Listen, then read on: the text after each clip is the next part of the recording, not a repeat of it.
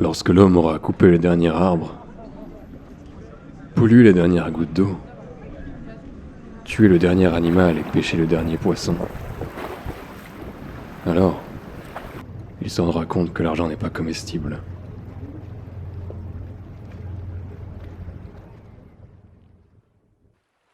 Bonjour. Bonjour. Merci d'accorder cette interview. Avec plaisir. Est-ce que du coup vous pourriez vous présenter? Oui, donc je suis Muriel Auriol et je suis donc responsable de l'association SOS Grand Bleu, qui est une association de protection du milieu marin et particulièrement des dauphins et des baleines en Méditerranée.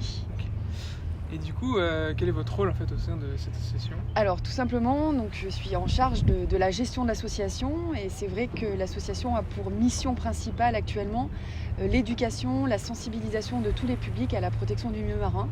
Donc on organise beaucoup de classes de mer actuellement avec les enfants des écoles et des sorties d'observation avec le grand public pour aller observer les cétacés au large. Et vous, qu'est-ce qui vous a donné envie d'entrer dans l'association? Alors c'est quand j'étais toute petite en fait, quand j'avais à peu près 12 ans, c'est vrai que j'ai commencé à me passionner pour les cétacés, les dauphins, les baleines, particulièrement les orques. Et à force de lire des ouvrages, des magazines justement qui parlaient de ces animaux, je suis devenue de plus en plus passionnée. Et puis quand j'étais étudiante, j'ai eu l'occasion de partir en mer sur des bateaux avec des scientifiques pour suivre leur travail. Ça m'a donné encore plus envie justement de travailler pour la protection des dauphins, des baleines. Et puis quand j'ai terminé mes études de géographie, ne trouvant pas un travail justement par rapport à ma formation initiale, j'ai essayé justement de me tourner vers les associations qui justement œuvraient pour la protection des dauphins et des baleines. Et en 2001, j'ai trouvé cette opportunité de travailler à SOS Grand Bleu. Et voilà, ça fait plus de 20 ans que je travaille ici. Et du coup, finalement, c'est dès l'enfance, vous étiez déjà passionné de cétacés? Oui, complètement. À partir à peu près de l'âge de 11-12 ans, ça a toujours été vraiment un rêve de pouvoir les approcher et de faire en sorte d'essayer de les protéger. Nous, c'est vrai qu'actuellement, ça passe plutôt par la sensibilisation, puisqu'on n'est pas scientifique à la base, même si on travaille en étroite collaboration avec eux pour les donner, puisque bien sûr, on vulgarise en fait l'information auprès de nos adhérents, des participants, des enfants. Et ça passe plutôt bien puisqu'on a la chance en plus d'avoir un bateau école qui a beaucoup de charme. C'est la réplique d'un kayak turc du XVIe siècle. Et franchement, rien que le fait de monter à bord de ce type de bateau, c'est déjà quelque chose de chouette pour les enfants et pour les adultes. Et après, bien sûr, quand on part au large, le but c'est d'essayer d'aller observer les cétacés. Mais c'est jamais une fin en soi parce que nous, le but de notre démarche, c'est justement d'essayer d'aller voir les mammifères marins dans leur milieu naturel, mais surtout pas de les déranger trop et de les harceler comme malheureusement certaines structures peuvent le faire. Voilà, on part chez eux, parce que la mer Méditerranée, c'est avant tout leur territoire. Si on les voit, c'est bien. Si on ne les voit pas, les gens qui sont à bord du bateau doivent l'accepter, sachant qu'à bord du bateau, bien sûr, on a 2 skippers, animateurs, qui sont là pour en parler. On va parler des espèces qui vivent ici, on va parler des menaces qui pèsent sur eux, et les gens le comprennent assez bien.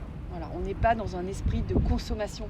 Voilà, comme malheureusement le font dans les delphinariums, où on va voir des animaux qui sont en plus, malheureusement, dans de tout petits bassins. Quand on part en mer, c'est pareil, on fait la démarche d'aller sur leur territoire, mais si on les voit, on ne va pas les déranger.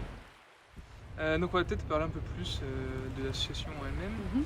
Donc quelles sont les actions principales de l'association? Alors les actions principales actuellement de l'association, c'est l'éducation à l'environnement, c'est la sensibilisation de tous les publics, donc via les sorties en mer qu'on propose à bord de notre bateau école Santos Sospir, via des actions aussi de nettoyage des plages, nettoyage des fonds marins. On va avoir une action aussi de nettoyage des fonds marins en juillet prochain, où on fait appel justement à des bénévoles plongeurs pour récupérer les macro-déchets qui se trouvent entre 0 et 20 mètres de profondeur. Chaque année, on réunit à peu près une centaine de bénévoles, voilà, que ce soit des plongeurs, mais aussi des apnéistes et des personnes sur la plage pour nous aider à récupérer les déchets. Donc ça aussi, c'est des actions qu'on tient à maintenir et qui justement sont là pour sensibiliser le grand public. On organise aussi donc, des conférences, comme ça a été le cas hier, qui ont pour but justement aussi de sensibiliser le grand public, nos adhérents, sur diverses thématiques, soit liées à la protection de la faune terrestre, soit liées à la protection de la faune marine. On a reçu Monsieur Gagné, qui est scientifique, responsable d'une association ici proche d'Antibes, justement, qui a pour but de protéger les dauphins et les cétacés ici sur la Côte d'Azur. Voilà, donc les conférences c'est important aussi et on organise aussi on va dire des sorties naturalistes aussi pour nos adhérents, que ce soit aussi bien pareil pour découvrir le milieu terrestre, mais surtout aussi au niveau maritime. Voilà, différentes actions pour nos adhérents ou pas d'ailleurs. Du coup, oui, vous avez de nombreuses victoires au sein de l'SOS Grand Bleu. On peut penser à l'interdiction des filets Voilà, dérivants, comme on vous en a parlé parlé. déjà. L'interdiction de la pêche à la tenaille aussi. Oui, aussi, c'était aussi une pêche qui avait été réouverte aussi en Méditerranée et sur laquelle on s'est battu aussi avec d'autres associations comme le GREP de M. Gagné dont je vous parlais tout à l'heure. Et pareil aussi, ça a été une méthode de pêche qui a été interdite beaucoup plus récemment, Oui, qui ressemblait au filet maillon Ouais. dérivant en fait, mais qui n'avait pas le nom. Donc, il y a aussi l'empêchement de 4 projets Voilà. de comme vous en parlez, et la contribution à la création Oui. d'un sanctuaire international. Voilà. marin. Ça, tout à fait. Alors, le sanctuaire Pélagos, c'est vraiment quelque chose de fabuleux, même si ça avance pas au rythme qu'on souhaiterait. C'est un espace maritime qui comprend 3 pays, donc la France, Monaco et l'Italie. Donc c'est un espace de 87 500 km². Et donc c'est un accord, tout simplement, qui a été signé par ces 3 pays. Et le but, c'est que justement ces 3 pays s'engagent à protéger les mammifères marins, donc tous les mammifères marins, donc les dauphins et les baleines, contre les menaces. Parce qu'il faut savoir, c'est que forcément la Méditerranée, tout le monde le sait, c'est un endroit où on peut observer des mammifères marins, mais c'est parallèlement un endroit où il y a beaucoup d'activités humaines. Donc les activités humaines, ce sont les activités de pêche, alors peut-être pêche plus traditionnelle, heureusement, vu l'interdiction des filets maillons dérivants. Mais la pêche, elle est quand même là et elle cause encore des captures accidentelles. Mais surtout, ça va être aussi la problématique du trafic maritime, voilà, qui est très intense en Méditerranée. Donc là, je parle du trafic maritime, donc des gros cargos qui transportent aussi bien des produits que du pétrole. Et ça, c'est un gros souci pour les gros mammifères marins tels que les cachalots et les baleines, puisque chaque année, il y a environ 10 à 40 collisions par an. Sachant que la population de baleines en Méditerranée, elle est assez faible, puisque c'est à peu près 1000 à 3000 rorquals communs. Donc ça, c'est un gros souci. Il y a des actions qui sont mises en place, mais malheureusement, c'est pas suffisant. Il faudrait peut-être carrément faire ralentir en fait les gros cargos sur la zone de Pélagos, ce qui n'est pas le cas pour l'instant, mais j'espère que ça sera... Voilà, c'est un projet qui est en cours. Voilà, sachant qu'on sait qu'il y a des gros mammifères à tel endroit, et particulièrement dans Pélagos, je pense qu'il faudra que les cargos, quand ils arrivent dans une zone où il y a une forte densité de baleines, eh bien, ralentissent tout simplement leur vitesse. Et justement, ça a été démontré que, au lieu d'être à plus de 20 nœuds, voire 28 nœuds pour certains ferries, si les bateaux adoptent une vitesse de 10 nœuds, franchement, on ralentit le nombre de collisions nettement. Donc il faudrait justement prendre des mesures concrètes, comme la diminution de la vitesse. Le bruit, donc, qui est lié justement au trafic maritime. Le bruit, on ne s'en rend pas forcément compte. Nous, on est des mammifères terrestres. Et les dauphins, les baleines, surtout les dauphins, ils communiquent essentiellement par le son. Donc forcément, et surtout à cette période de l'année où il va y avoir beaucoup de bateaux qui vont se déplacer, comme on le voit autour de nous, les bateaux partent, donc là essentiellement sur la frange littorale, ces bateaux qui vont mouiller à tel ou tel endroit. Donc ça crée vraiment un bruit permanent.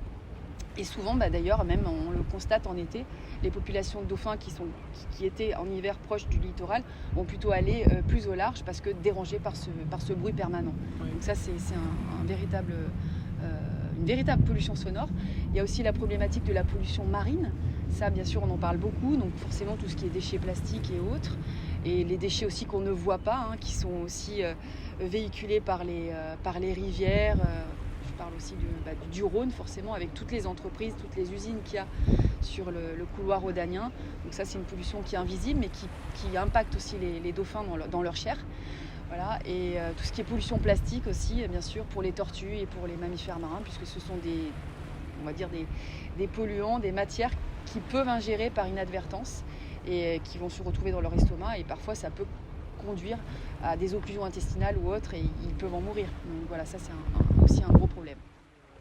Pour la dernière question, est-ce que vous avez à constater, est-ce que vous avez vu une évolution dans les mœurs, des mœurs un peu des gens autour du milieu marin? Oui. Non, je pense que globalement, il y a une évolution des comportements, même par rapport justement, par exemple, à l'utilisation de plastique Je me rappelle, moi, quand je suis arrivée à l'association, on faisait des opérations de nettoyage dans les ports, à Beaulieu, à Saint-Jean-Cap-Ferrat. On retrouvait beaucoup de déchets plastiques.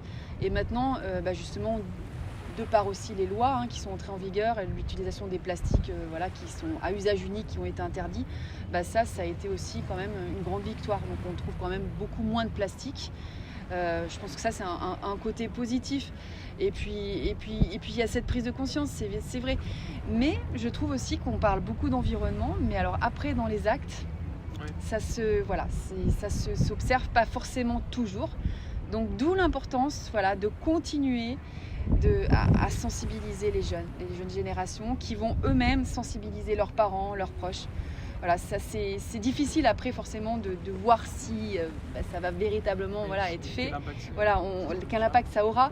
Mais si on n'y croit pas, on arrête toute activité. Donc exactement. On a l'espoir justement dans les jeunes générations. Du coup, merci beaucoup. Merci de m'avoir invité. Et puis moi je terminerai sur notre leitmotiv de l'association SOS Grand Bleu qui est action, éducation, protection. Et voilà, nous on protège en sensibilisant, en éveillant les consciences avec notre beau bateau. C'est très bien, je pense que c'est vraiment une très bonne chose. Merci. Voilà, merci à vous, au revoir. Merci, au revoir.